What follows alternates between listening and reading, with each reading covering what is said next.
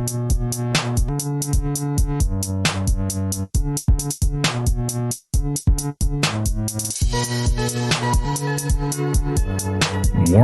what you are about to hear are the thoughts of four ordinary dudes with no agenda and absolutely no filter. Please, do not attempt any of this at home, and try not to get butthurt. Welcome to the Dude to Dude podcast. Hey dudes, it's Jimmy. What's up? It's John. Hey dudes, it's Billy, and this episode's going to start like all the rest, apparently. Our guest today is Erin Wall.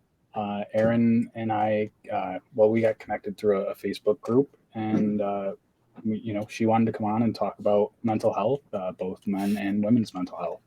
So tell us a little bit about yourself. Okay, so I'm 29. I live in Chattanooga, Tennessee. Halloween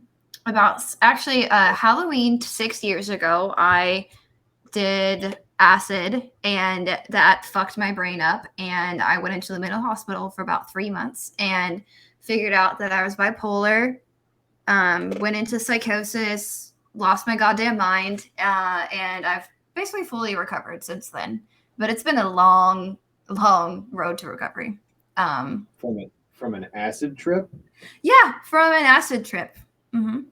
That sounds like some bad acid. Yeah, not necessarily. I mean, not necessarily. Acid affects everybody differently. Yeah, I don't know. Especially if Yeah, you're predisposed to certain conditions and stuff. That's psychedelics you don't want to do. That's actually what I was going to ask. Do you know, before the acid trip, did you have any, depression or anything like that? Yeah, so I was severely depressed. It was a lot of up and down. There was a lot of life changes going on, and I think I was 23. And that age, like 18 to 25, is actually the normal age for you to have a psychotic break, actually, because of so many life changes that are going on. Yeah, that sounds about right to me. Yeah. Yeah, and No, go ahead. I wrote a book about it. It's on Amazon. Started a podcast about it, but I think I fully recovered about 3 years ago. After this podcast, I'm actually interviewing my first psychologist for my podcast. And, awesome! But I mean, like I told Billy earlier, I've had a lot of other struggles since then. I've just been fortunate enough to never ever go back into psychosis, because once you open that door, you can always go back. That sounds terrifying. Yeah, it really does. So I guess my question for you is how did you know that you ended up needed to go to, you said the psych ward? Mm-hmm. I didn't know. My parents took me. Okay. Yeah. Oh, okay.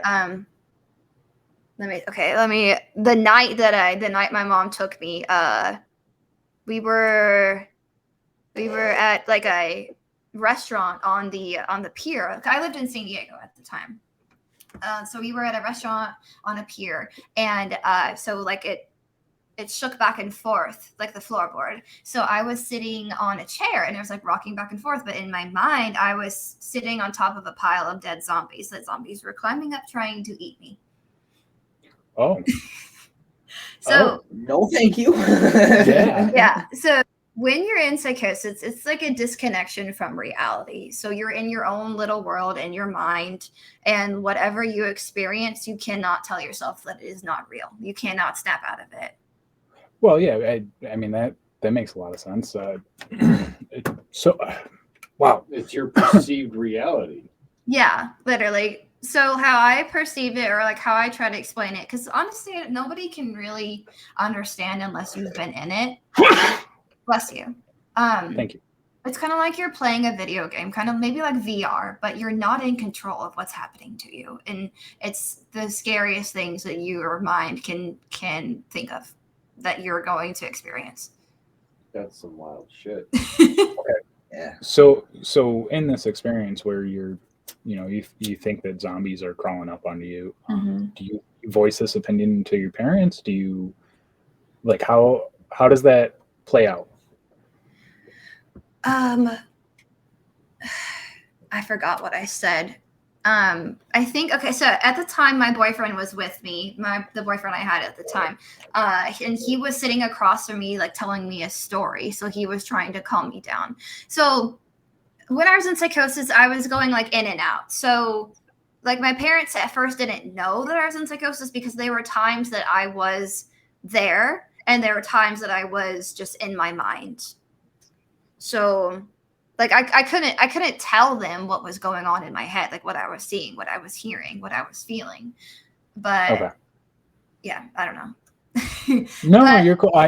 And if I get too personal, tell me to Oh, tell me no, to fuck off. But I'm an open book, literally. Ask me anything. yeah, the whole reason we started Mhm. this having guests on the podcast is because we're curious about stuff that we ourselves don't experience. Mhm. So, I mean, I would not wish psychosis on my worst enemy ever.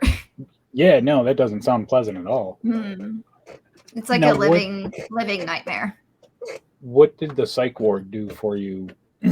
That, Nala. or I guess, what was your journey to being healthy again? A lot of medication. So when I was in the psych ward, I was also catatonic. So catatonic means like you're frozen. So when I was in the psych ward, my parents and my sister and my grandma would visit me, and like we would play card games, and I would like stop it. I would set a card down, but while I was setting it down, like my body would freeze, and I would freeze in place, and Okay. I would just sit there for a couple minutes, and then I'd move again, and that's Okay. called catatonia.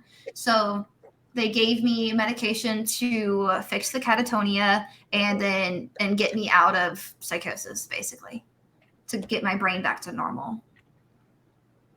And I know you did say how long you were in there, but I forgot already.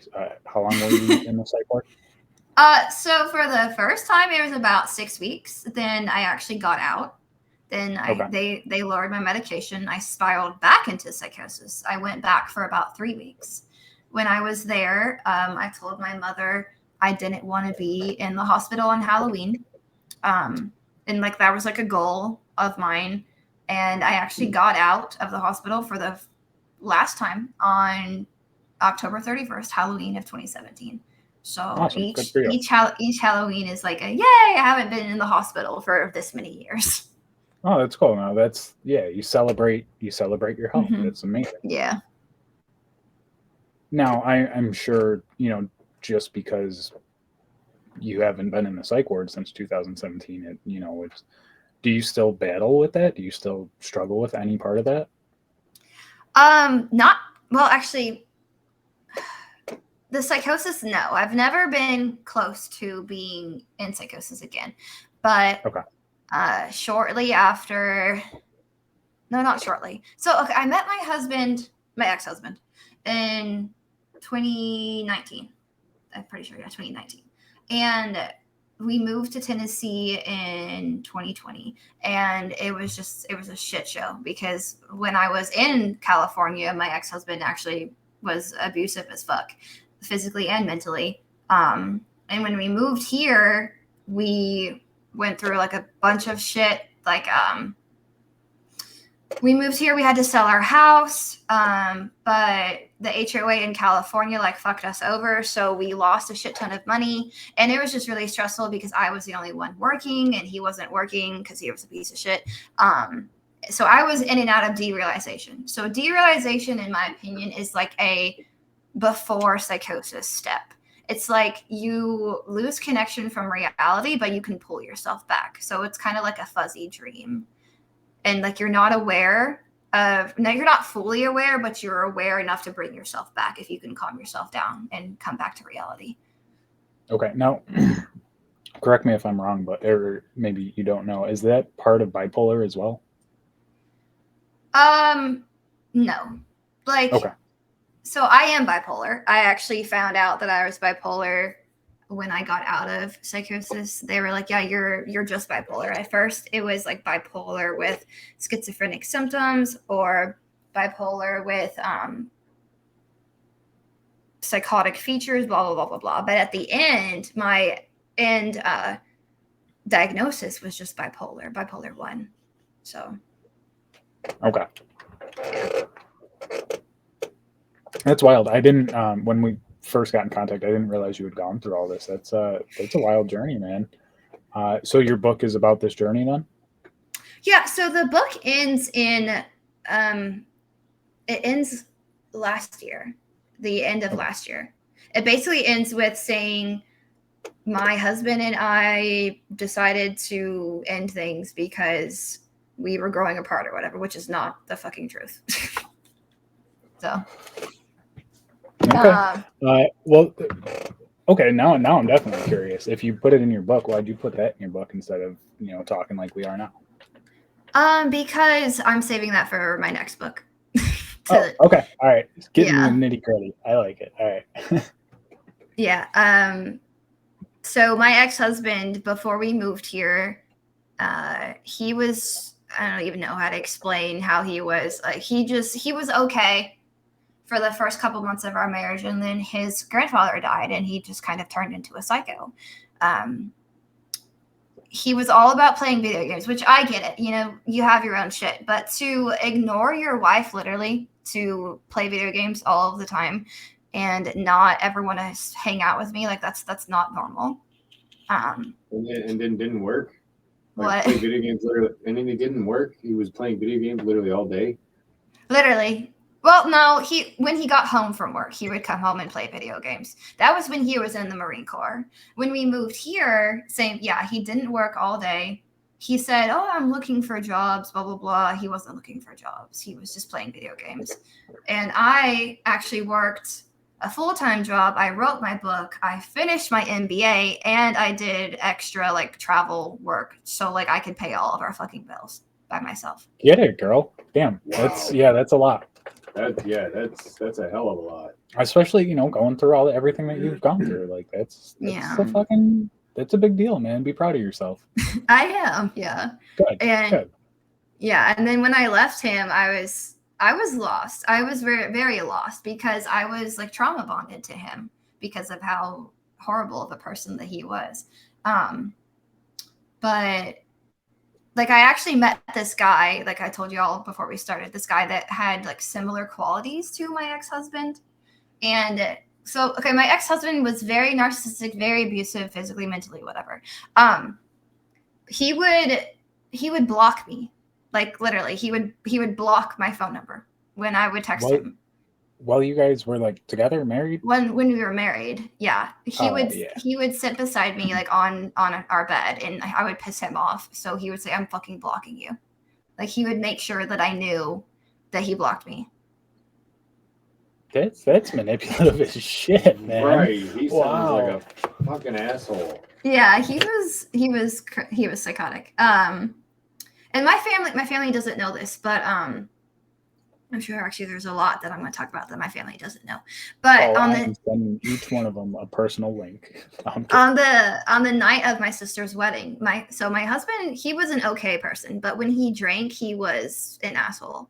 On the night of my sister's wedding, my sister's husband got him drunk, and I got upset and I was crying because I was I don't want him to be drunk. I want to go home. I don't. So we did go home, and he puked in the parking lot on our way home. And when we got home, he was so drunk on his ass that he sat on the floor of the parking lot, and I couldn't pick him up. So I went into our house to change. And then when I got back, he was mad at me because I left him. And then I was like, well, I can't help you up the stairs if I'm in a dress, you're going to step on it.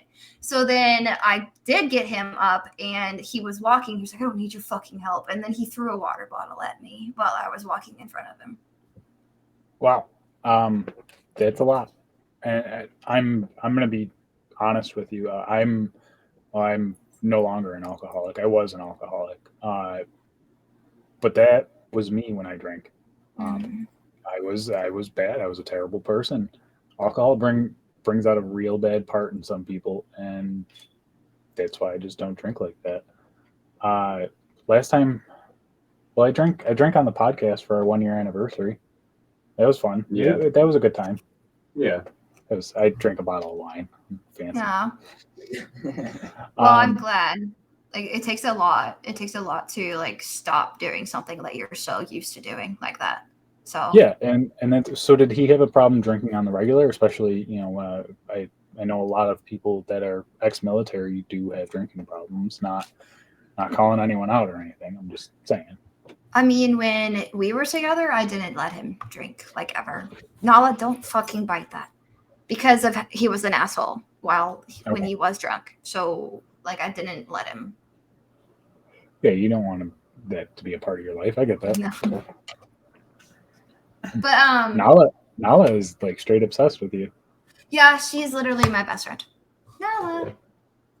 She's like I saved her life. Oh yeah. Also, when I did save her life, Jake wanted to like kill her basically, because when I adopted her, she got like severely sick shortly after, and it was going to cost her like a lot of money to save her life. And Jake was like, "Well, his name's Jake, by the way." Jake was like, "Well, it's going to be less expensive if we just put her down, so we should just put her down." And I was like, "I'm going to fucking kill you if you try and kill the cat." Yeah, it sounds like my wife when I say I want to get rid of the dog. She's like, "We'll get rid of you first." Like, don't mess with my animal.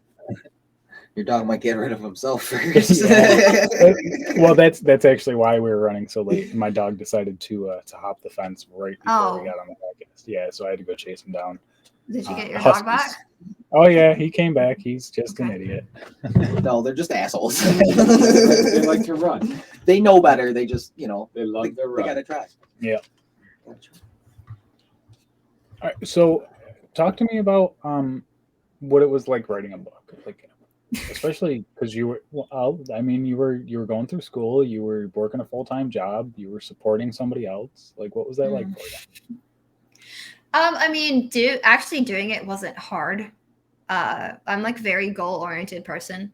I'll speak more about that in a second. But I could have written it in a lot shorter time than I did. It's just when I was in the hospital, my mother actually emailed like my entire family, giving them updates about me and like how I was doing and where I was and everything. And it was a very traumatic experience for my mother and me, just like, different in different ways. So it was very hard for my mother to forward me those emails. And I waited, I don't know, a couple months for her to email them to me because I wanted to do it in order.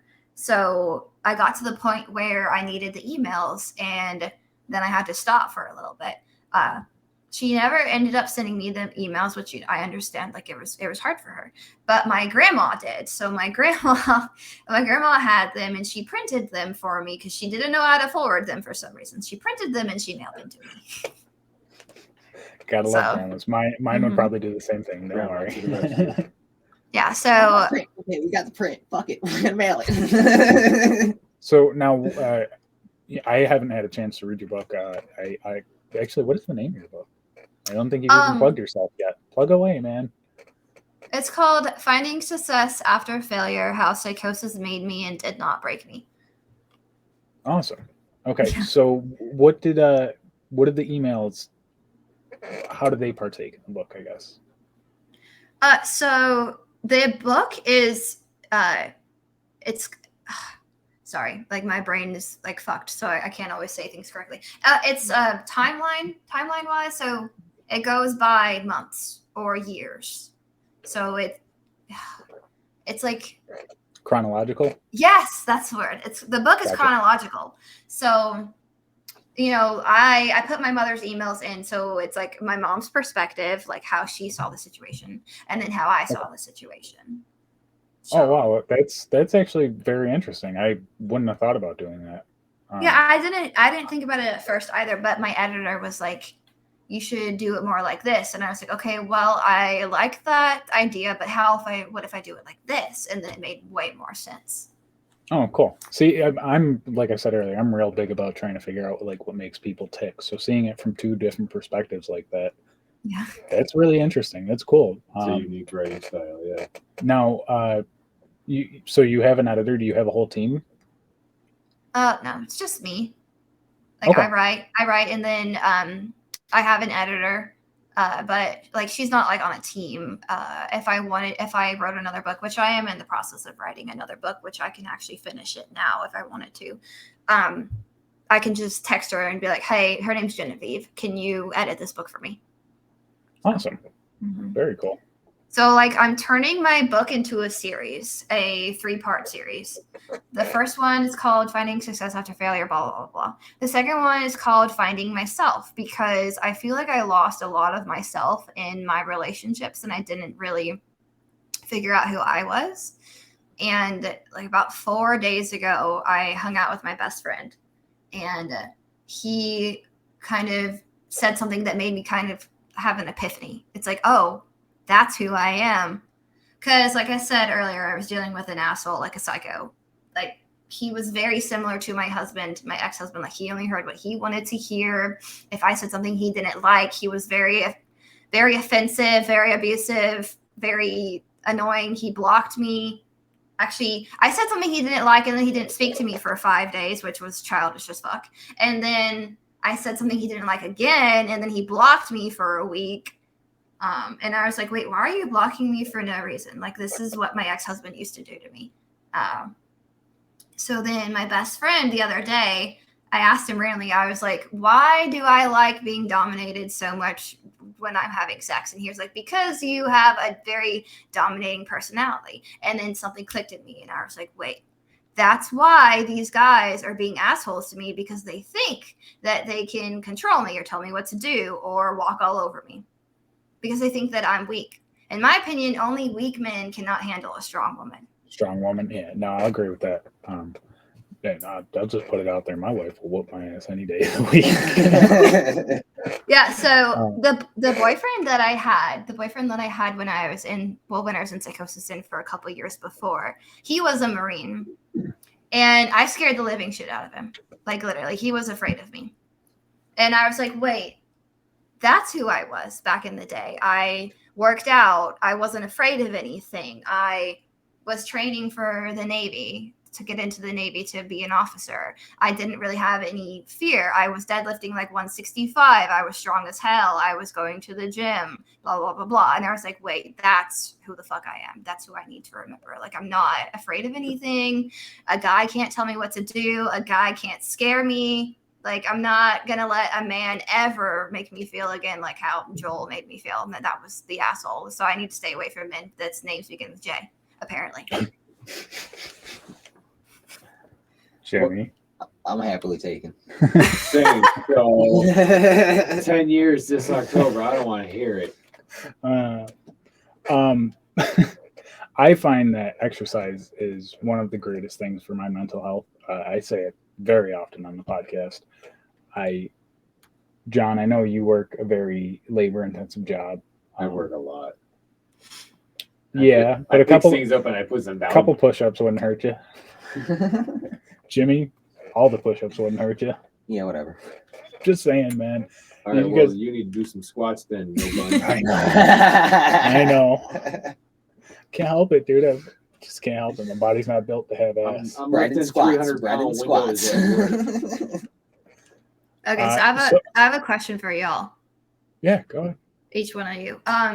So when you're not high, like when you're not smoking weed, and like when you're just alone, like how do you feel? Do you feel anxious? Do you feel on edge? Or do you feel like calm? Do you feel like at peace? Depends on the day I've had. Mm-hmm. I mean, I go ahead and answer, because mine's going to be a second. I feel like I'm fine. Like, it's just, I just like getting high. So I actually have kind of the opposite experience of what you have. I was a super anxious, super depressed, very kind of fucked up individual. And then I had a large dose of mushrooms and a very emotional experience. And I came out of it and I looked at my life and I decided to become a better person. Mm-hmm. And it's 3-4 years now since that. Yeah. Wow. Yeah, it's almost like 4 years now. I didn't realize that. I feel like the ratio's still off. You got work to do. Yes, I know. I'm working. It's a continuous process. I feel like people say they don't change. Like certain types of people will say they don't change or they're not capable of change, but everyone changes throughout their life. Oh yeah, 100%. If you're not changing, I mean, what's the point? What's the purpose? I don't know. To me, the purpose of life is change, is growth, is trying to become better. But I didn't look at it like that 4 years ago. Hence my opposite experience of you. I now when I find myself alone, I meditate, I chill, I relax. I'm able to read and write and be who I want to be. Whereas when I was an anxious person, I couldn't do all that kind of stuff. Do you journal? Oh yeah, yep. The guys actually, I was just listening to the podcast I uploaded, and the guys were making fun of me for keeping so many books. I have notebooks and journals, and Bill likes to write. I do. I like to write. I actually like the physical experience of writing as well. So I mean, there's a lot to it. But if you look throughout history, some of the greatest minds ever, both male and female, kept journals. It's just kind of awesome when you look back at it and you can read on somebody's life. Take Marcus Aurelius, for instance, man. I mean, ancient Rome. And we can read his thoughts and reflect on them and realize that a man that lived that long ago has very similar thoughts to what we have today. Yeah. I'm sorry, I went off on a spiel. No, it's okay. No, so I want to say something about it might be like random. So no, actually, I'm glad that you do that because honestly, like when people tell me that they drink or they smoke weed or they do acid or mushrooms or whatever, it's like it's not a red flag, but it makes me worry for them because so me personally, I smoked a lot of weed before I did acid. Like I was psychotic. I jumped straight from weed to acid. It's a jump. Yeah, it's a major jump. But like me personally, I do not like to do anything that alters my brain function at all because like me personally, I think that my brain is literally the most healthy, strong part of me because I was able to pull myself out of that dark place, the psychosis. So now let's stop. Yeah. So for the longest time I knew, do you guys know about attachment styles? Like, do you know anything about that? I do. A little bit, not enough. Yeah, go ahead. Explain it, because even if we do, maybe our listeners don't. Okay. So there's 4 different attachment styles. There's anxious, there's avoidant, there's dismissive, avoidant, fearful, avoidant, anxious, preoccupied, and secure. Everybody wants a secure attachment style when it comes to relationships. And when I say relationships, I do not mean just boyfriend, girlfriend, like love relationships. I mean parents, friends, best friends, whatever, the whole 9 yards. So me, I always had an anxious attachment style. And I didn't realize until recently that, attachment styles are fluid. So if you want to be secure, you can be secure. You just have to, be able to put in the work to change your attachment style, to trust people, to have faith that you can be secure. So up until about 5 days ago, I had a very, very anxious attachment. Then, like I said, that guy, Joel, was a fucking dickhead. I cried for like 10 hours. I didn't eat for like 36 hours because I knew I'd throw it up. I let myself feel very, very deeply so that my body remembers how I feel and that my body remembers that I'm safe and I can get through it, blah, blah, blah. So now I have a secure attachment style. Now I'm like, if you're going to be a dickhead to me, you can fucking leave my life. Yeah, that's very much how you should be. Right. Yeah. Yeah. I mean, we all kind of grew up, in, I'm just going to say we all kind of grew up in the ghetto. So we got very good at telling people to fuck off out of our life. Yeah. We got good at it young, and it's helped us grow a lot. We're all out of that situation now. We all live better lives. We all have goals. And to see a lot of people from that same neighborhood have not grown up the same way that we have. I think, making sure that you don't have an anxious attachment to another person or another relationship is probably one of the best things you can do in your life. Well, see, there's an anxious avoidant trap, which I've realized. So avoidant, I don't know how to explain it very well, but people with an avoidant attachment style, they're like that at like if a problem occurs, right, you run away from the problem. Like, let's say your wife comes to you and she's like, oh, hey, I'm mad at you, blah, blah, blah. And she like starts yelling at you. Like, do you sit there and like keep yourself calm and like listen to her and try and talk to her? Or do you like run away like a kid and like shut the fucking door and be like, I'm not talking to you until you calm down? Like, that's somebody that avoids the problem and like runs away from the problem.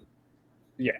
So, I mean, I don't know about for you guys, but I was very much that guy before my mushroom trip. Now I'm very much like, let's sit down and talk about this. Let's, whatever it is, it's got to get out in the open. Yeah. So your attachment style sounds more secure. Now, I said, I wasn't like that before. I feel like being in a relationship with a person who's able to be an effective communicating partner is a key part of it. Because I used to be the same way of just wanting to avoid arguments and any sort of emotion, discomfort in the situation, and I would just I'd just take a walk, walk away from it.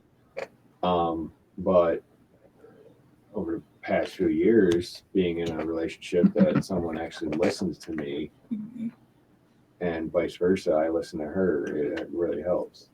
It does. Yeah, I think communication is key, literally, when it comes to attachment styles. I agree. It just, John sparked my my interest there, and I was just gonna say, like, as young men, though, like as children, we're taught that if we're upset to walk away from a situation.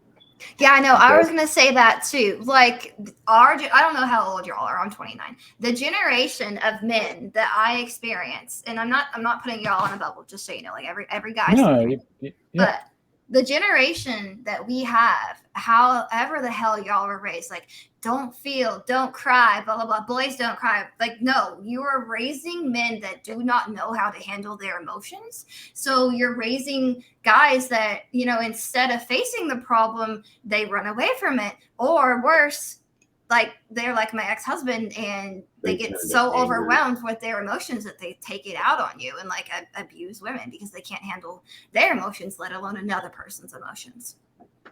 I completely agree. And as sad as that is, because that's, mostly what you've known, I think that our generation is better than the previous generation. And I think that their generation is better than the one previous to them. I think it has been a constant growth cycle, at least for Western traditions, that male dominated cultures, that we as men were taught to do the exact opposite of that, and it's just now within the past couple of generations that we're trying to get out of that. I see, Maddie's not here, and I really don't want to talk too much about him or his family life, but I see, like, he actually talks to his children, and it's okay for them to have feelings, and it's okay for them to express those feelings. And that's awesome, because as a kid, I was told children are meant to be seen and not heard. Bottle it, yeah. So we're a scraggly bunch of kids. We were. But that's just what I mean, though, is like to see a newer generation being taught something different, to be taught how to handle their feelings. That's awesome. Yeah, definitely. And I completely agree with you. Our generation was taught, the exact opposite. Yeah. I feel like our generation is the turning point, though. Like our generation is a huge turn in the way people raise their kids. I 100% agree with that. Like, I see people on TikTok all the time, women with like young men, and they're like, I'm teaching my man that my son that it's okay to feel, so that like he doesn't destroy your daughter or whatever. Like, and that's what it should be, for real. Yeah, like our generation needs to break trauma, generational curses or whatever.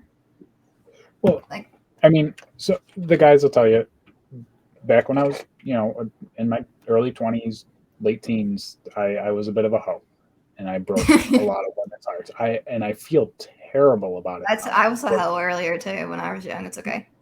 Yeah, I don't mind so much that I was a hoe. My wife knows about it. It's okay. It's a thing. What I feel bad about is the way that I treated some of those women. And I just didn't know any better. Mm-hmm. And when I started to learn how to be a better person, it was so ingrained in me that it was very hard to change that. I've seen you grow into someone different than you've been, and with Leah, you've grown into a much better and stronger man. And like you said earlier, it's having a partner that you're able to communicate with. Yeah. And I've seen you grow into a fucking man, like an actual man with Becca, and it's wild to me. You know what I mean? It's just we weren't the kids that were gonna do that, and I'm proud of you guys. Proud of me. Fuck it. I'm proud of you guys too. Thanks. Sorry, Erin. I got emotional for a second. Hello, I'm here. My bad. So what do you find that, as men in our generation, what is our biggest problem as a whole that you see from a woman's perspective?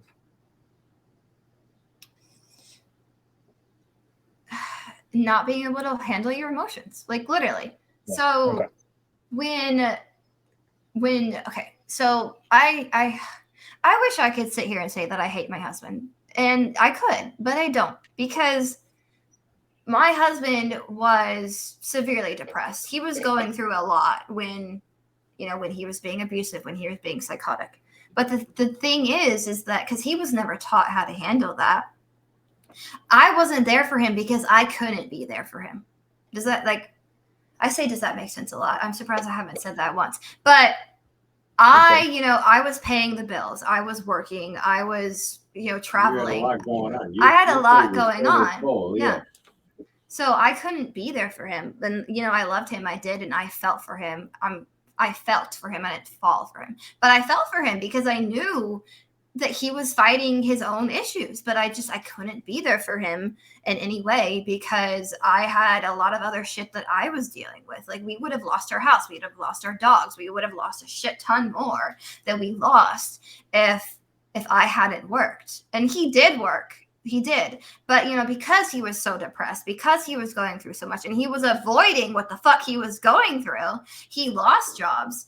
He was losing his mind. And so that's partially why I ended it, because I was like, I cannot do this anymore because I'm losing my goddamn mind and I cannot help you. So I just can't do this anymore, like, at all. So. You do know there's like some decent dudes out there though, right? Mm-hmm. Yeah, the guy that I'm fucking right now is pretty decent. Yeah. Get it, girl. She's so straight up. Right. It's just actually I don't want to say his name, but. Yeah. No, you're fine. You don't have to. It's nice to know that, I look at myself as someone who's growing, and it's nice to know that other people out there are trying to do the same thing. Yeah. So whether it's male or female, you're going through all this shit. You're learning who you are again, and you're out having fun and still trying to find someone to spend your time with. That's awesome. Yeah. I respect the hell out of that. Sorry. So that's like the biggest thing. Like, for the longest time I was like, I worried about what other people thought and not what I think, not what I want, and not societal norms or whatever. Like, societal norms, they're like, oh, you shouldn't have sex with whoever the hell you want to have sex with. You shouldn't fuck on the first date, blah, blah, blah, blah. But me personally, like, sexual chemistry is very, very important to me. So if we do not connect on that level, like, I'm sorry, it's not going to fucking work. If I don't want to jump your bones, like, it's not going to work. I'm sorry. That's fair. I completely agree on that. I've always agreed on that. But again, that's from a male's perspective. So that's why I said, like, for most of my life, I have gotten along with men a lot easier than women, because I feel like some women are pretty intimidated by me, or they can be, because, like I said, I'm a very dominant woman. I'm very loud. I come from a long line of very loud, very strong, very dominant women. Like, if you are around my family, if you're not yelling, then you're not being heard. Are you Italian? No. I just had to ask. Sounds like my household. We just have like very strong-willed people in my Yeah, family. there ain't nothing wrong with that. That's Nala, the reason I'm stop attracted it. to my wife. As she goes and yells at the cat. Nala, stop. I don't know what she's doing. I'm gonna throw something. So, besides medication, oh yeah, go do your thing. I'm not even medicated actually. Okay. Well, what else have you found that really helps you, in this journey?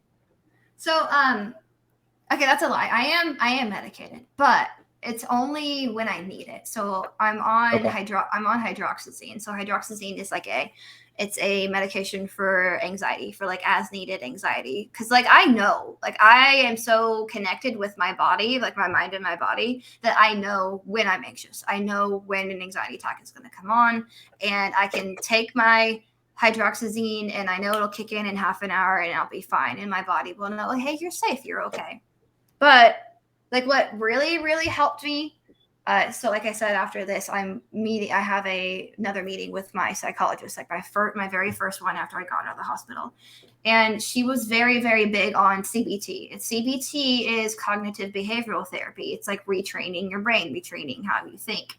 And like I said earlier,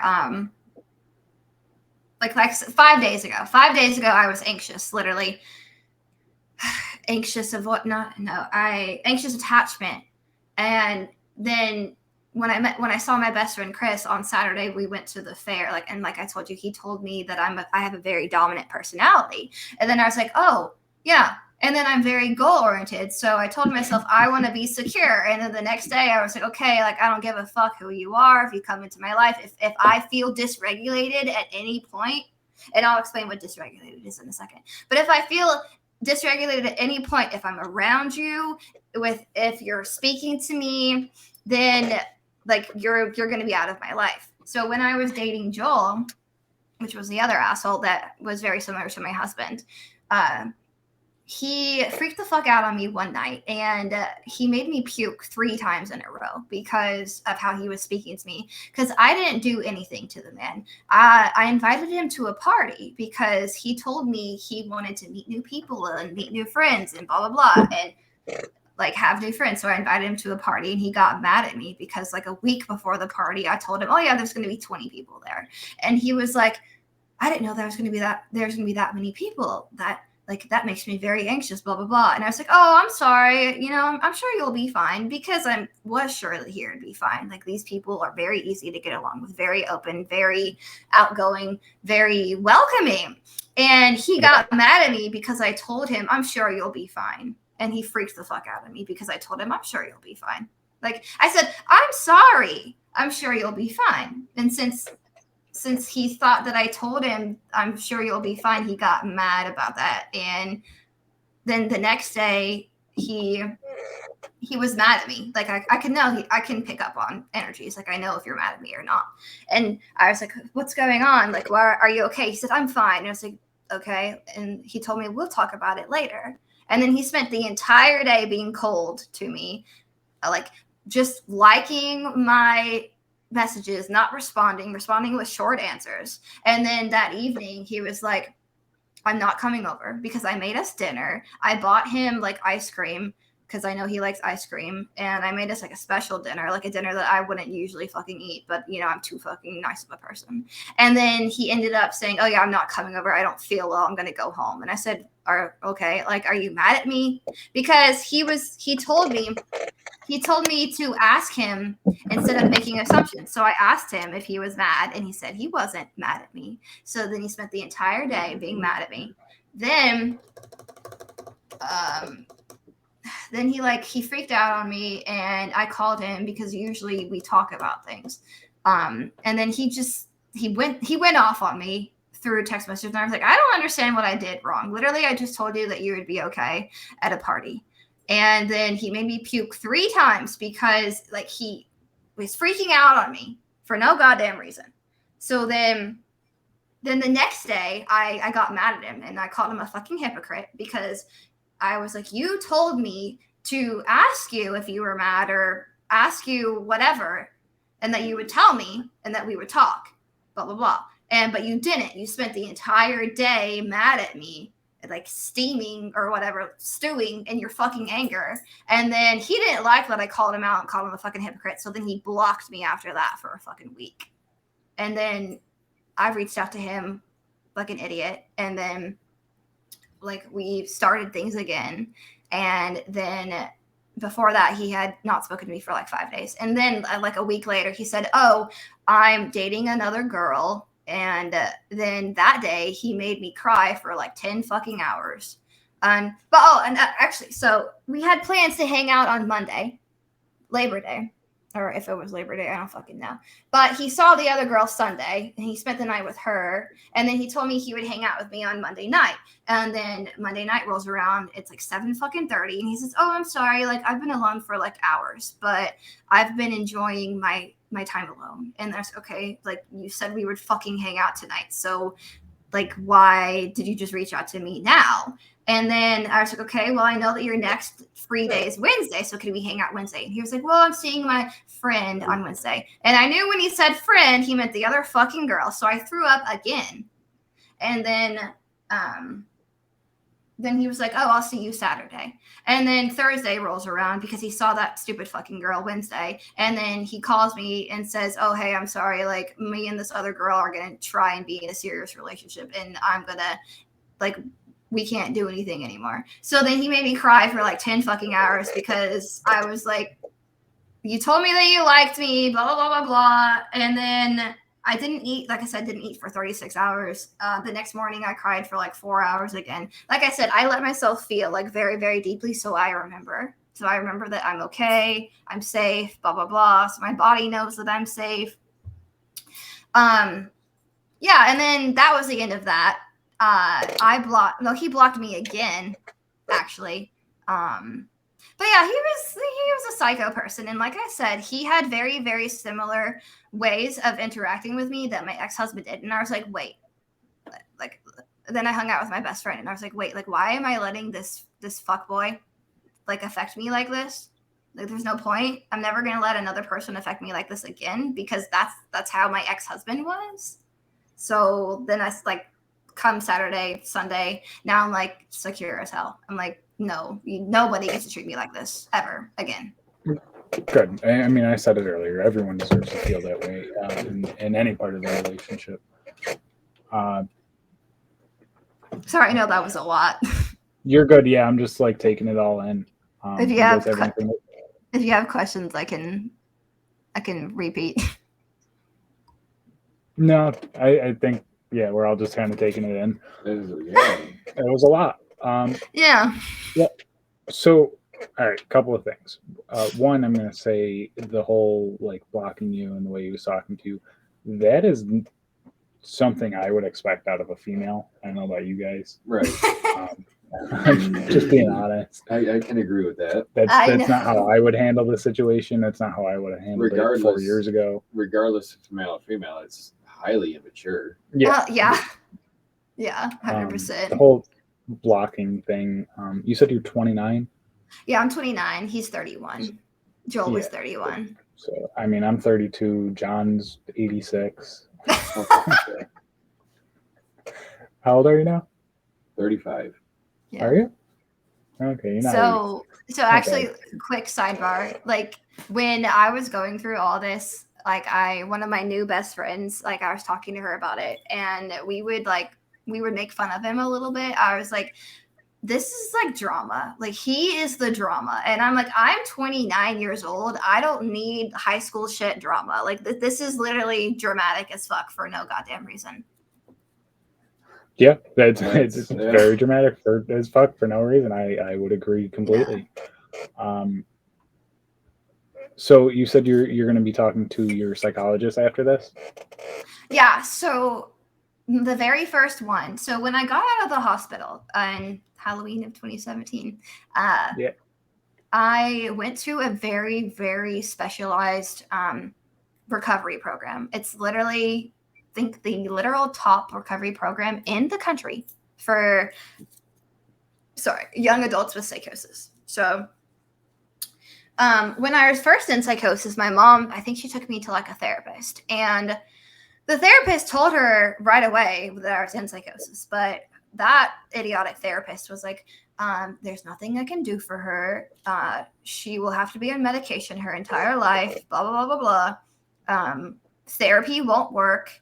And then I actually talked to my mom not too long ago, and my mom actually is on my podcast. The last, I'll send you all a link to it if you want. But the last episode of my podcast is my mother and I talking deeply about like my story and going into that, like her view and my view, but it's two parts. It's a little over an hour. Super interesting. Well, we've been talking for almost an hour. Yeah. About 50 minutes, give or take. Yeah. Hour goes by faster than you think when you're having conversation. Yeah. But so that therapist was like, yeah, therapy won't work. She has to be on medication forever. But then the psychologist that I did see for, I think, about 2.5 years, she was very big on therapy. She was very big on retraining your brain, that your brain is like the most powerful tool that you have, which is true. Like a couple of weeks ago, I started doing a CBT book, again, cognitive behavioral therapy, and I am literally the healthiest I have ever been. Like I have such literal control over my emotions that, like, the other day I was feeling kind of dysregulated because I was a little upset about dickhead Joel again. But I was like, wait, why am I worrying about this asshole? Like, he's not in my life anymore. So for me, it's like holding yourself accountable. You have to ask yourself questions. You have to be interested in yourself, and just holding yourself, I don't know what the right word is, but yeah, holding yourself accountable, asking questions, like being interested in yourself. Because I'm regulated like 24/7 now. I'm always at peace. Like nothing's bugging me. Nothing makes me feel off. That's great. Do you meditate at all?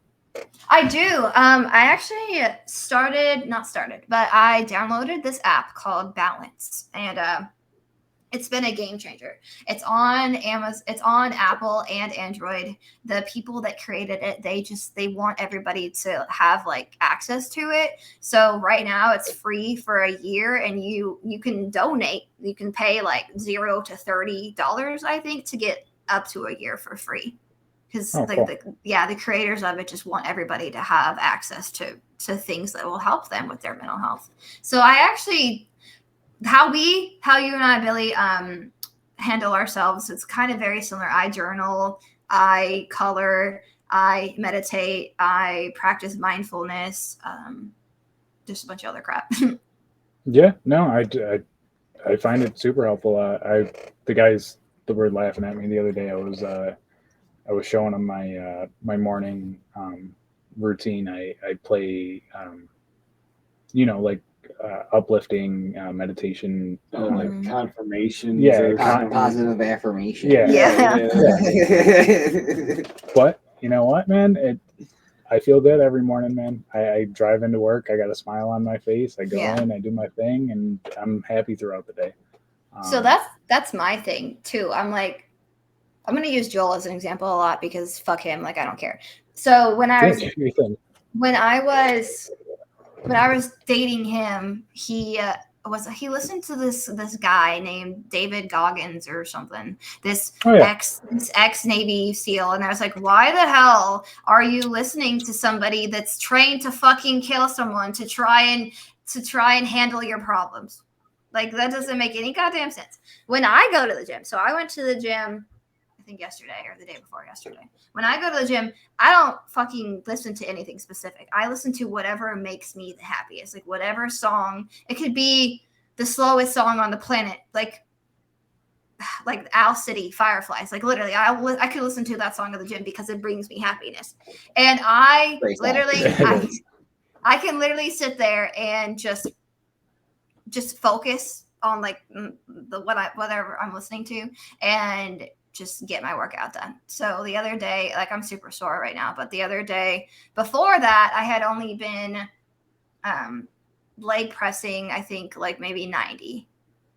And then I put it up to, I think like 145 after I was like, I'm just going to listen to whatever the hell keeps me happy. It's like it's all in your mind. Oh yeah, I'll agree. But I am going to throw out there that David Goggins is freaking awesome. So you should actually try listening to him before you give him shit. Not for you. She's just like, No, yeah. not for me. No, He's very motivational. Yeah, but he's too aggressive. He's far too aggressive. That's fair. And honestly, too, like I have a bad experience with with Navy SEALs. Like, no. Okay, no. That's fair. The only Navy SEAL that I like is that the Chris Kyle guy. Like, he's supreme. But that's it. Okay. He's dead, so can't listen to him. Yeah. Have you tried? You ever heard of Jacko Willink? No, I don't listen to a lot of motivational speakers. Yeah, I kind of just far more aggressive. I kind of just listen to myself. Yeah, that's awesome. I mean, that's kind of what you're doing for other people too, isn't it? With your book, is trying to be motivational in a way. Yeah, I want to be a mental health. Well, I actually am. I'm a mental health activist. Stop it. That's awesome. I mean, we kind of are, just in our own way. We definitely don't do it the same way that you do. I feel like everybody needs to be a mental health activist. Yeah, and that's kind of how we feel about it. That's why we had you on in the first place. Is we used to do a segment. Well, probably about a year ago now. We stopped doing it, but we used to call it the dude to dude segment, and we would give just like simple, easy tips for dudes to just improve their lives. Yeah, and just simple shit like call your grandparents, man. A lot of guys don't just call their grandparents and have conversations with them. And I know every time I talk to my grandparents, I end the conversation with a smile. So simple shit can really go a long way to help improve your life. Yeah, like my grandma is my best friend. I call her every single day. It's like, it's weird for us if we do not hear from each other once a day. Yeah, that's awesome. Good. And a lot of people aren't able to have that relationship with their grandparents. A lot of people aren't able to have that relationship with their family. That kind of breaks my heart. I swear to God. I mean, you guys have a decently large family on both sides, right? Yeah. Yeah. Kind of, yeah. Decently large, not. We've got different fathers, so that kind of. Well, yeah, that I know, but that makes an extended family. Actually, there's 3 fathers among the brothers, so yeah, there you go. Yeah, that's wild. My family always seemed really small to me because even though my parents had split, they got along very well. So like my dad was always over at my mom's for Christmas and shit. But having a good family background, I think, is kind of key to growing up and learning healthy coping mechanisms. Although there are people that definitely come out of it and of different situations and come out with good coping mechanisms. For me, though, family was a big part of it. I don't know about you guys. When it was all right. Yeah. I mean, well, you guys have a totally different story than I do. We had some rough shit going on. Yeah. Really, really can't peg one thing. Besides maybe being the kid that like took everybody's shit growing up. Yeah, talking to your mic, bro. Sorry. Besides being a kid that took everybody's shit growing up. I mean, that being said, though, Jim, we at least had each other. Like, I remember us bros at least sticking together.